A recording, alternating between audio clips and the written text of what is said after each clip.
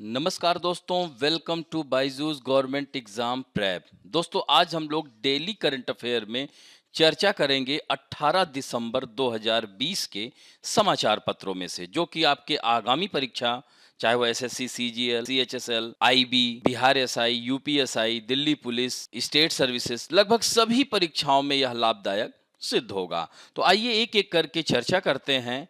आज के इस अंक में राष्ट्रीय मामलों में पहला है खबर, successful launch of communication satellite CMS-01। अब देखिए, यही सीधे पूछ लेगा कि कौन सा संचार उपग्रह लॉन्च किया गया या कहां से लॉन्च किया गया, किस पीएसएलवी से किया गया और किसकी सहायता से किया गया। तो इस तरह से आप देख सकते हैं कि भारतीय अंतरिक्ष अनुसंधान संगठन इसरो, जिसे इंडियन स्पेस रिसर्च ऑर्गेनाइजेशन कहते हैं दोस्तों, 1969 में इसकी स्थापना हुई थी। तो इतिहास रचते हुए संचार उपग्रह CMS-01, ये पॉइंट याद रखना, के साथ पोलर सैटेलाइट लॉन्च व्हीकल यानी PSLV C50, ये भी पूछ लेगा, C50, C49, C48, इस तरह से का सफल प्रक्षेपण तथा उपग्रह को सफलतापूर्वक पृथ्वी की कक्षा में स्थापित किया गया। दोस्तों, PSLV C50 ने 25 घंटों तक चली उल्टी गिनती के बाद आज यानी 3:41 पर, यानी कल की डेट में बृहस्पतिवार को, श्रीहरिकोटा, अब देखिए श्रीहरिकोटा, ये भी महत्वपूर्ण बिंदु है, यानी 3 से 4 पॉइंट यहां से निकल कर आ रहे हैं। श्रीहरिकोटा ये कहाँ है दोस्तों? तो यह आंध्र प्रदेश और तमिलनाडु की एकदम बाउंड्री पर है। यहीं पर पुलिकट झील भी है। सतीश धवन स्पेस सेंटर इसका नाम है, श्रीहरिकोटा द्वीप भी है। तो इस तरह से अंतरिक्ष केंद्र के सार रेंज से सतीश धवन स्पेस सेंटर के दूसरे लॉन्च पैड से यह उड़ान भरा था। तो ध्यान रखेंगे दोस्तों। तो यह इसरो के निदेशक डॉक्टर के शिवन हैं। उन्होंने बताया कि वैज्ञानिकों की मौजूदगी में 4 चरणों वाले 44.4 मीटर लंबे प्रक्षेपण यान ने शानदार तरीके से उड़ान भरी और उड़ान भरने के बाद 20 मिनट बाद ही CMS-01 को सभी 4 चरणों के, यानी कह सकते हैं कि पृथ्वी की कक्षा में स्थापित कर दिया गया। तो यह महत्वपूर्ण है आपके प्रीलिम परीक्षा के दृष्टिकोण से और भी जितने भी गवर्नमेंट एग्जाम हैं। तो दोस्तों, अब यहीं पर थोड़ा सा इसरो के बारे में जान लीजिए। यह इसरो में क्या है, इसके डायरेक्टर हैं कैलाश यानी के सिवन, याद रखिएगा। इसके संस्थापक विक्रम साराभाई बहुत बड़े वैज्ञानिक हुआ करते थे और 15 अगस्त 1969 को इसकी स्थापना हुई थी और इसका हेडक्वार्टर कहाँ है? बेंगलुरु है। अब बढ़ते हैं नेक्स्ट खबर की ओर। फॉर्मल रिकॉग्निशन ऑफ योगासन एज ए कॉम्पिटिटिव स्पोर्ट। दोस्तों, आप देख सकते हैं कि योग, आज ये कोरोना नामक इस महामारी में योग बहुत ही महत्वपूर्ण भूमिका निभा रहा है। अगर हम लोग दैनिक जीवन में अपने इसको साध लेते हैं तो बहुत ही महत्वपूर्ण हो जाता है हमारे स्वास्थ्य को लेकर के। तो आप देख सकते हैं कि आजकल बाबा रामदेव, योग गुरु बाबा रामदेव प्रतिदिन टीवी में लाइव प्रोग्राम दिखाते हैं। इसकी वजह से बहुत लोगों को इस आराम मिला है। तो योगासन, हालांकि और भी लोग और भी मनीषी रहे हैं, ये हजारों साल पुरानी परंपरा है हमारे देश की। तो आयुष मंत्रालय और युवा कार्यक्रम एवं खेल मंत्रालय ने योगासन को एक प्रतिस्पर्धी खेल के रूप में औपचारिक मान्यता देने की घोषणा कर दी है। और दोस्तों, आयुष राज्य मंत्री कौन है? स्वतंत्र प्रभार श्री श्रीपद नाइक हैं। और युवा कार्यक्रम और खेल मंत्रालय के राज्य मंत्री, ये भी स्वतंत्र प्रभार है, कौन है? श्री किरण रिजिजू। ये अरुणाचल प्रदेश से सांसद हैं, ध्यान रखेंगे, अरुणाचल प्रदेश से आते हैं। तो इन्होंने यह औपचारिक घोषणा की। योगासन को प्रतिस्पर्धी खेल के रूप में मान्यता देने का सरकार ने फैसला किया है। और ये कोई आज नहीं है, ये 3-4 साल से इस पर डिस्कशन हुआ, तब जाकर के इसको खेल प्रतिस्पर्धा में शामिल किया गया। दोस्तों, इसमें 4 स्पर्धाओं में 7 श्रेणियों में 51 पदक इसमें प्रस्तावित किए जा सकते हैं। पुरुष और महिलाओं दोनों के प्रस्तावित कार्यक्रमों में जैसे योगासन, कलात्मक योगासन, एकल यानी सिंगल, डबल भी होगा, लयबद्ध योगासन। तो इस तरह से यह अलग अलग श्रेणियां होंगी। अब बढ़ते हैं, नेक्स्ट है museum on Netaji Subhash Chandra Bose in Calcutta on 25th birth यूनिवर्सरी। दोस्तों, 125th बर्थ एनिवर्सरी, यानी आपको अब देख सकते हैं कल ही हमने नेताजी सुभाष चंद्र बोस के बारे में चर्चा की थी। महान महान क्रांतिकारी नेता हुआ करते थे, उनकी मृत्यु में आज भी संशय है। तो दोस्तों, भारत सरकार ने निर्णय लिया है कि कोलकाता में नेताजी सुभाष चंद्र बोस को 23 जनवरी 2021 को उनकी 125वीं जयंती समारोह पर श्रद्धांजलि के रूप में एक संग्रहालय स्थापित, यानी एक म्यूजियम स्थापित करने का प्रस्ताव किया है। तो सरकार ने नई दिल्ली में लाल किले में नेताजी के वर्तमान संग्रहालय का विस्तार करने का, यानी इसको और एक्सपैंड करने का निर्णय लिया है। किसने? भारत सरकार ने। इसके अलावा केंद्र सुभाष चंद्र बोस द्वारा लिखी गई कई पुस्तकों को पुनर्मुद्रण करने पर भी विचार कर रहा है। जैसे कल हमने बताया था द इंडियन स्ट्रगल उनकी बुक थी। हाँ, तो ये महत्वपूर्ण व्यक्तित्व रहे हैं, भारतीय स्वतंत्रता आंदोलन में इनका अमूल्य योगदान था। तो दोस्तों, यहाँ पर आप देख सकते हैं बोस के परिवारों के साथ साथ आईएनए के सदस्यों के साथ ऐतिहासिक दस्तावेजों, क्लिपिंग्स, फोटो, वीडियो, इन सब को यहाँ पर उपलब्ध कराया जाएगा। कहाँ? इस म्यूजियम में। तो यह ध्यान रखेंगे कौन सी इनकी, यही पूछ लेगा कौन सी बर्थ एनिवर्सरी, तो 125th जैसे दे देगा 122, 123, 124, 125, ऐसे प्रश्न आ जाते हैं। नेक्स्ट है अंतर्राष्ट्रीय मामलों में आज हम बात करेंगे। यह चित्र आप लोग देख रहे होंगे, शक्तिशाली देश फ्रांस के यह राष्ट्रपति हैं।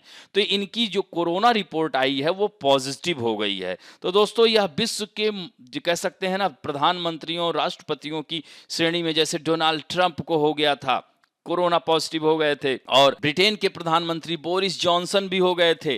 तो इसी श्रेणी में इनका नाम भी आ गया है कोरोना पॉजिटिव, मतलब किसी को बख्श नहीं रहा है।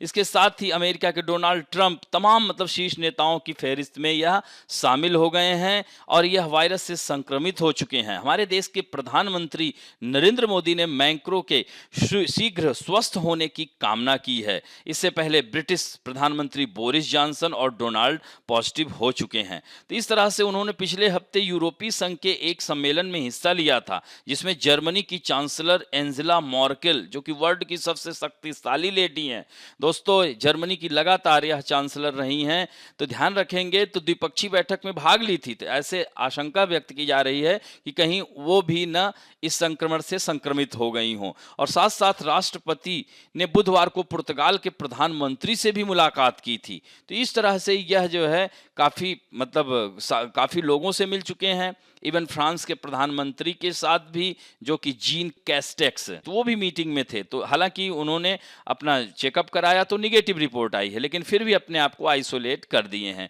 और इमैनुअल मैक्रों भी आइसोलेट होकर के ही घर से ही वो काम कर रहे हैं देश के लिए।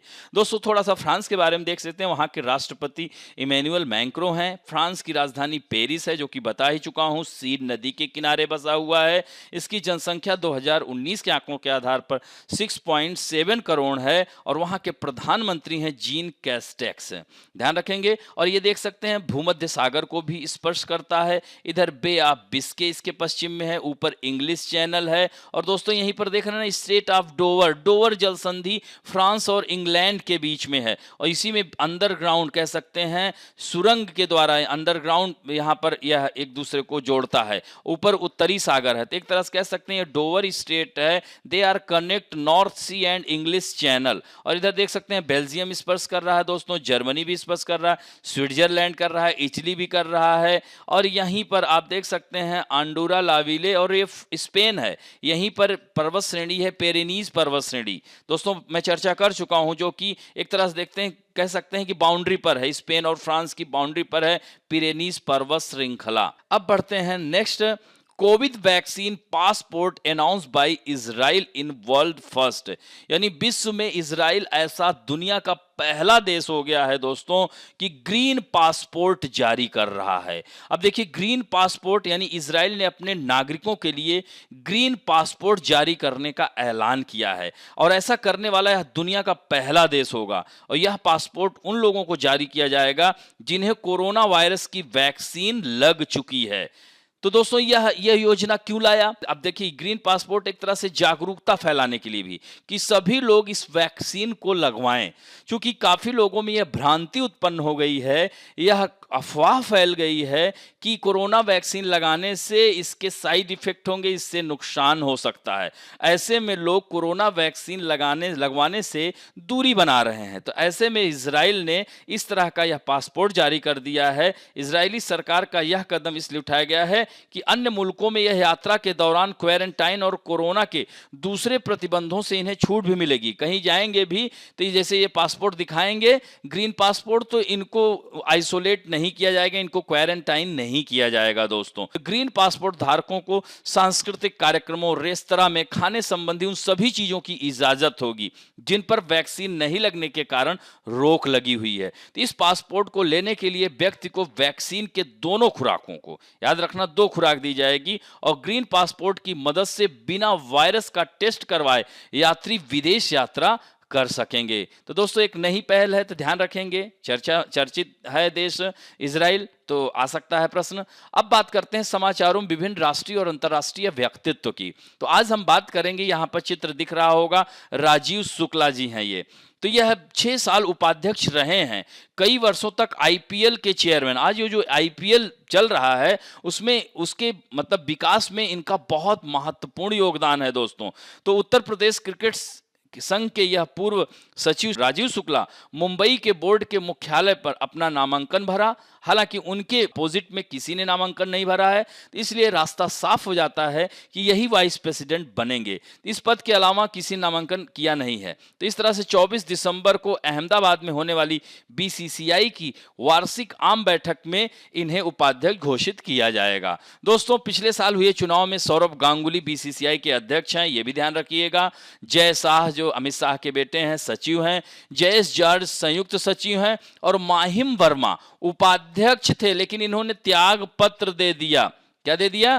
त्याग पत्र, रिजिग्नेशन दे दिया, क्योंकि यह उत्तराखंड क्रिकेट के महासचिव हैं। और जैसा कि आप जान सकते हैं, लोढ़ा समिति के संस्तुति के आधार पर, या ध्यान रखेंगे ये भी पूछ लेता है, तो क्रिकेट में यानी इस कह सकते हैं बीसीसीआई में या क्रिकेट एसोसिएशन में कोई भी एक व्यक्ति 2 पद पर नहीं रह सकता है। तो यही कारण है कि माहिम वर्मा ने उपाध्यक्ष पद को छोड़ दिया और उन्होंने उत्तराखंड को ज्वाइन करना मुनासिब समझा। तो ऐसे में यह पद खाली था, तो राजीव शुक्ला को उपाध्यक्ष बनाया जा रहा है। और दोस्तों, अरुण सिंह धूमल कोषाध्यक्ष चुने गए थे, जो कि अभी वर्तमान में भी वही हैं। तो ये ध्यान रखेंगे नियुक्तियां।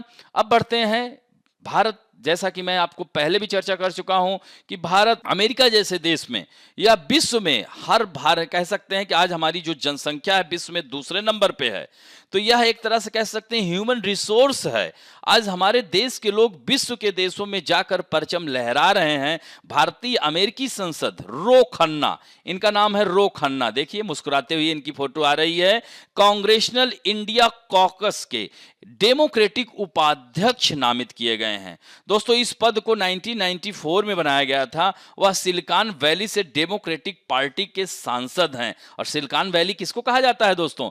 कैलिफोर्निया। और याद रखना, भारत में सिलिकॉन वैली किसको कहते हैं? तो बेंगलुरु को कहते हैं। ध्यान रखेंगे, बेंगलुरु को। तो इस तरह से यह वहां के पार्टी के सांसद हैं। 44 साल के खन्ना हाल ही में तीसरी बार यहां से चुने गए हैं। वह कैलिफोर्निया की सीनेट सीट के प्रबल दावेदार माने जा रहे हैं। कमला हैरिस, जो कि अब उपराष्ट्रपति पद का कार्यभार संभालने के बाद यह सीट खाली हो जाएगी, वह जनवरी में इस पद को संभालेंगी। कौन? कमला हैरिस, वो भी हमारे भारतीय मूल की हैं। तो दोस्तों, यह खन्ना साहब 1976 में फिलाडेल्फिया में जन्मे।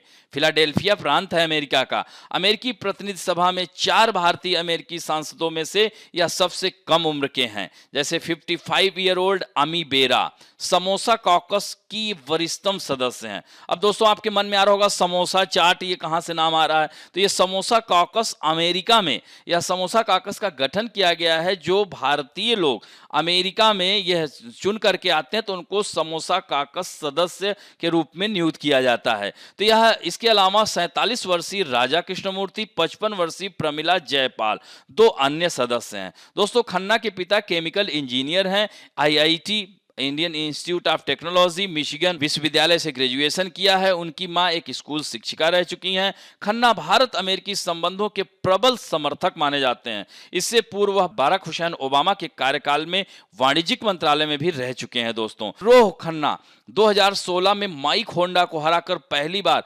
अमेरिकी कांग्रेस में पहली बार निर्वाचित हुए थे। उन्होंने डेमोक्रेटिक पार्टी के भीतर ही नहीं बल्कि विदेश नीति, राष्ट्रीय सुरक्षा, एनवायरमेंट, कॉमर्स, विनिर्माण नौकरियों से संबंधित प्रमुख पदों पर राष्ट्रीय स्तर पर पहचान बनाई है। और दोस्तों, 117 कांग्रेस यानी 2021-22 में इसके उपाध्यक्ष रूप में कार्य करने के बाद 118 में वे कॉकस के डेमोक्रेटिक सह अध्यक्ष बन सकते हैं। और कांग्रेसी स्टीव चैबोट अगली कांग्रेस में भारत कॉकस के रिपब्लिकन सह अध्यक्ष होंगे। अब बढ़ते हैं पुस्तकें एवं पुरस्कारों में। यहां पर आप चित्र देख सकते हैं, ये भी मुस्कुराते हुए दिखाई दे रहे हैं। दोस्तों, इस बार इन्होंने रिकॉर्ड तोड़ा है। लियोनेल मेसी और क्रिस्टियानो रोनाल्डो को पीछे छोड़ते हुए इस बार का FIFA player of the year 220 इन्हें चुना गया है। दोस्तों, बहुत ही इंपॉर्टेंट है, ये लगभग हर परीक्षाओं में अब आएगा, तो ध्यान रखना। चूंकि परिवर्तन हुआ है,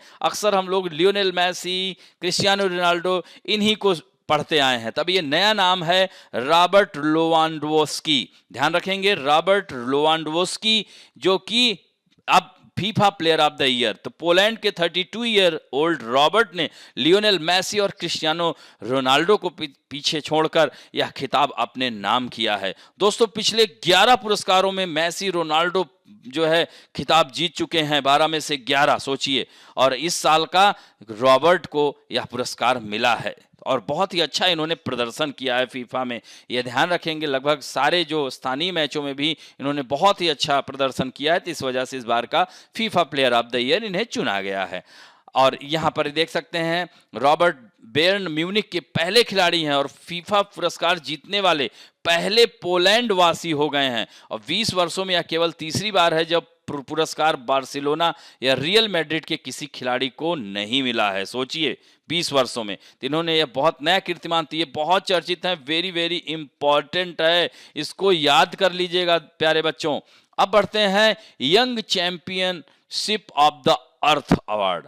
दोस्तों, यह जो है भारत के ही है, विश्व निकाय की पर्यावरण एजेंसी यानी यूनाइटेड नेशन एनवायरनमेंट प्रोग्राम के विशिष्ट पुरस्कार young champions of the earth के 7 विजेताओं में से 29 वर्षीय भारतीय उद्यमी शामिल हैं। विद्युत मोहन इनका नाम है, यहां पर चित्र में आप देख सकते हैं। नए विचारों और नवोन्मेषी कदमों के जरिए पर्यावरण से जुड़ी चुनौतियों के समाधान की दिशा में काम करने वालों को यह पुरस्कार दिया जाता है। दोस्तों, संयुक्त राष्ट्र पर्यावरण कार्यक्रम ने बताया, इनकी जो कंपनी है टेकाचार, ध्यान रखेंगे, कंपनी के सह संस्थापक और पेशे से इंजीनियर विद्युत मोहन, ये नाम हमने कोट कर दे रहे हैं। तो इनके जरिए इन्होंने किसानों को अपनी फसल का अपशिष्ट, जैसे अभी आप देखिए दिल्ली में धुआं धुआं हो जाता है, सांस लेने में दिक्कत होती है, तो दिल्ली एनसीआर रीजन यानी पंजाब, हरियाणा, राजस्थान, पश्चिमी उत्तर प्रदेश क्षेत्रों के किसान जब अपनी खेतों से पराली को जलाते हैं तो उससे वायु प्रदूषण फैल जाता है। तो दोस्तों, उसी पर कंट्रोल करने के लिए, अपशिष्ट नहीं जलाने के लिए इन्होंने जागरूकता फैलाई। अपशिष्टों का इस्तेमाल करते हुए इन्होंने अतिरिक्त आमदनी के उपाय भी बनाए। तो यानी इन्होंने जो टेकाचार कंपनी है, टेका, किसानों से धान की भूसी तक उन्होंने खरीदा, पराली ले लिया, नारियल के छिलके लेकर इन्होंने उसको चारकोल में बदल दिया और किसानों को अपशिष्ट जलाने से रोकने के लिए प्रेरित किया। दोस्तों, 2018 में शुरुआत के बाद से मोहन और कंपनी के सह संस्थापक केविन कुंग ने 4500 किसानों को, सोचिए, लाभ पहुंचाया, यानी 30,000 टन जो है कचड़े को निपटारा किया। यही कारण इनको चैंपियन ऑफ द अर्थ चुना गया है। 7 लोगों में से एक हमारे देश के इंजीनियर विद्युत मोहन। और संयुक्त राष्ट्र पर्यावरण कार्यक्रम, जिसे UNEP कहा जाता है दोस्तों, इसका हेडक्वार्टर नैरोबी यानी केन्या की राजधानी है, अफ्रीका महाद्वीप के पूर्वी तट पर स्थित देश है। दोस्तों, इसके फाउंडर हैं मॉरिस स्ट्रॉन्ग और इसकी स्थापना हुई 5 जून 1972 को नैरोबी केनिया में हुई थी। दोस्तों इसके हेड हैं वर्तमान में इंगर एंडरसन और यह पेरेंट ऑर्गेनाइजेशन है संयुक्त राष्ट्र का। अब बढ़ते हैं खेल समाचारों में। Mushtaq Ali trophy to be held in Ahmedabad. देख रहे हैं दोस्तों ये स्टेडियम, कितना सुंदर स्टेडियम दिख रहा है, मोटेरा। इसको मोटेरा या सरदार वल्लभ भाई पटेल स्टेडियम के नाम से भी जाना जाता है। दोस्तों ये भी पूछ लेता है स्टेडियम के नाम की एक लिस्ट बना लीजिए। वानखेड़े स्टेडियम, इकाना स्टेडियम, इकाना का भी नाम बदल गया, अटल बिहारी वाजपेयी के नाम रख दिया गया है। इसी तरह से फिरोज शाह कोटला मैदान अरुण जेटली के नाम। तो इस तरह से इसकी लिस्ट बना लीजिए, यहां से भी प्रश्न आते हैं प्यारे बच्चों, तो ध्यान रखना। तो अहमदाबाद के सरदार पटेल स्टेडियम में सैयद मुश्ताक अली T20 चैंपियनशिप के नॉकआउट मैच खेले जाएंगे। दोस्तों ये मैच 20 से 31 जनवरी के बीच खेले जाएंगे। बीसीसीआई सचिव जय शाह द्वारा सभी प्रदेश संघों के सचिवों को भेजे गए पत्र के अनुसार 6 समूहों में बांटी जाएंगी। इसमें 5 एलीट समूह होगा और 1 प्लेट समूह होगा। तो दोस्तों लीग चरण के मैच मुंबई, चेन्नई, कोलकाता, इंदौर, चेन्नई, वडोदरा में खेले जाएंगे और प्लेट समूह के मैच कहां होंगे? चेन्नई में होंगे। इसमें 8 टीमें होंगी, बाकी 30 टीमों को 5 एलीट समूह में बांटा गया है। हर समूह में 6 टीमें होंगी। जैसे एलीट ए में आप देख सकते हैं जम्मू कश्मीर, कर्नाटक, पंजाब, उत्तर प्रदेश, रेलवे, त्रिपुरा, यह सब है। और यह कहाँ होगा? बेंगलुरु में होगा।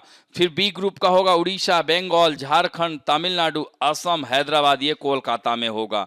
दोस्तों इसी तरह से एलीट सी गुजरात, महाराष्ट्र, छत्तीसगढ़, यहाँ पर हिमाचल प्रदेश, बड़ौदा, उत्तराखंड, वडोदरा में होगा। एलीट ग्रुप डी में देख रहे हैं सेना, सौराष्ट्र, विदर्भ, राजस्थान, मध्य प्रदेश, गोवा, इंदौर में होगा। एलीट ग्रुप ई में हरियाणा, आंध्र प्रदेश, दिल्ली, मुंबई, केरल, पुदुचेरी, मुंबई में होगा। और जो प्लेट ग्रुप है ये चेन्नई में होगा। इसमें चंडीगढ़, मेघालय, बिहार, नागालैंड, मणिपुर, मिजोरम और सिक्किम तथा अरुणाचल प्रदेश शामिल होंगे।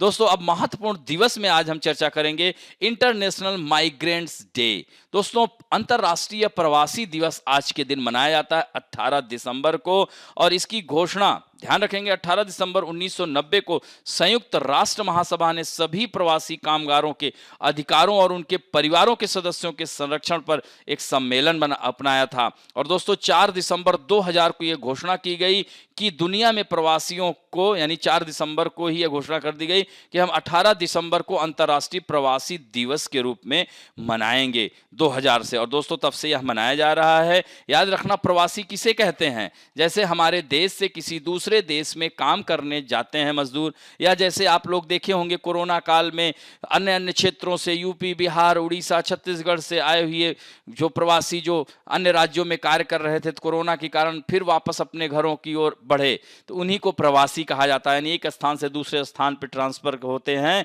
स्थान परिवर्तन करते हैं, उनको प्रवासी कहा जाता है। तो दुनिया भर में 31% अंतर्राष्ट्रीय प्रवासी एशिया में हैं, यूरोप में 30% हैं, अमेरिका में 26% हैं, अफ्रीका में 10% है और ओशिनिया में 3% हैं। अब let us talk about some important facts में आज भी हम बहुत ही महत्वपूर्ण व्यक्तित्व हैं अबुल कलाम आजाद जी। दोस्तों यह स्वतंत्र भारत के पहले शिक्षा मंत्री थे और इनका जन्म 11 नवंबर 1888 को हुआ था दोस्तों, और इसीलिए 11 नवंबर को राष्ट्रीय शिक्षा दिवस के रूप में हम लोग मनाते हैं।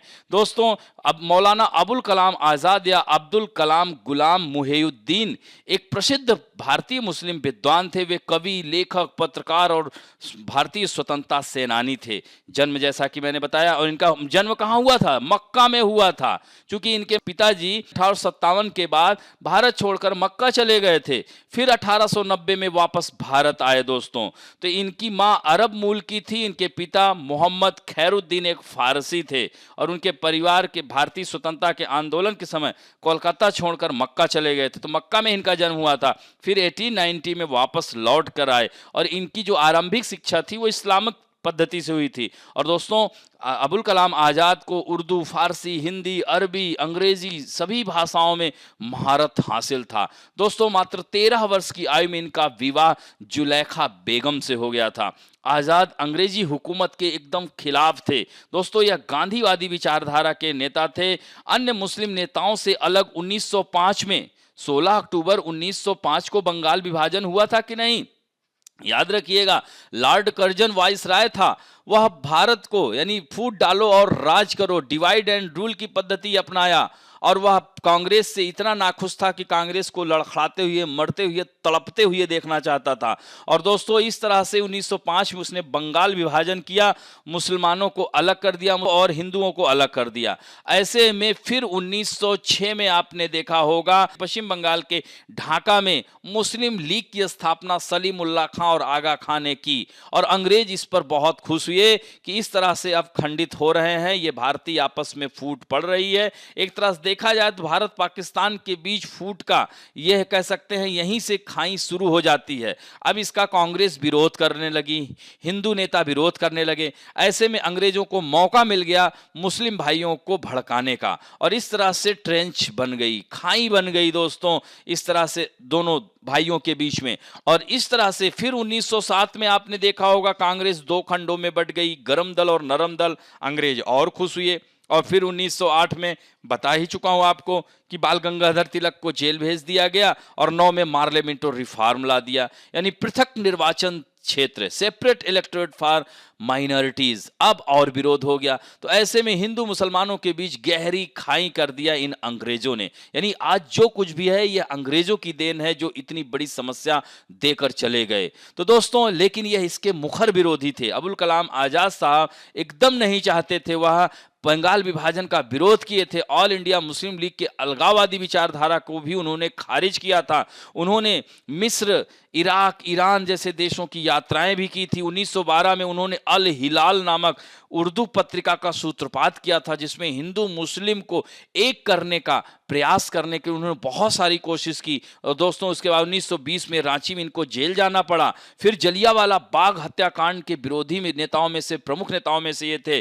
गांधी जी ने फिर असहयोग आंदोलन किया, उसमें इन्होंने सक्रिय भागीदारी की। और दोस्तों, सबसे कम उम्र के प्रेसिडेंट के 1923 में इनका जो है, इन्होंने भारतीय राष्ट्रीय कांग्रेस के अध्यक्ष हुए, और 1940 से 45 के बीच में भी भारतीय राष्ट्रीय कांग्रेस के अध्यक्ष रहे हैं। और आजाद होने के बाद उत्तर प्रदेश के रामपुर जिले से 1952 में सांसद चुनकर आए, और वे भारत के पहला शिक्षा मंत्री बने। उन्होंने बहुत सारा IIT, IIM, ये जो सब खुले हैं, नाट्य कला अकादमी, संगीत कला, इन सब में इनका योगदान है। यहाँ पर देख सकते हैं भारतीय प्रौद्योगिकी संस्थान, IIT, विश्वविद्यालय अनुदान आयोग की स्थापना का श्रेय भी इन्हें ही जाता है दोस्तों। और मरणोपरांत 1992 में इनको भारत रत्न भी मिला था। और राष्ट्रीय शिक्षा दिवस भारत सरकार, भारत के पहले शिक्षा मंत्री और भारत रत्न से सम्मानित मौलाना अबुल कलाम आजाद की याद में, या उनके डेट ऑफ बर्थ 11 नवंबर को ही उनका जन्म हुआ था दोस्तों, मनाया जाता है। और यह वैधानिक रूप से इसका प्रारंभ 11 नवंबर 2008 से किया गया,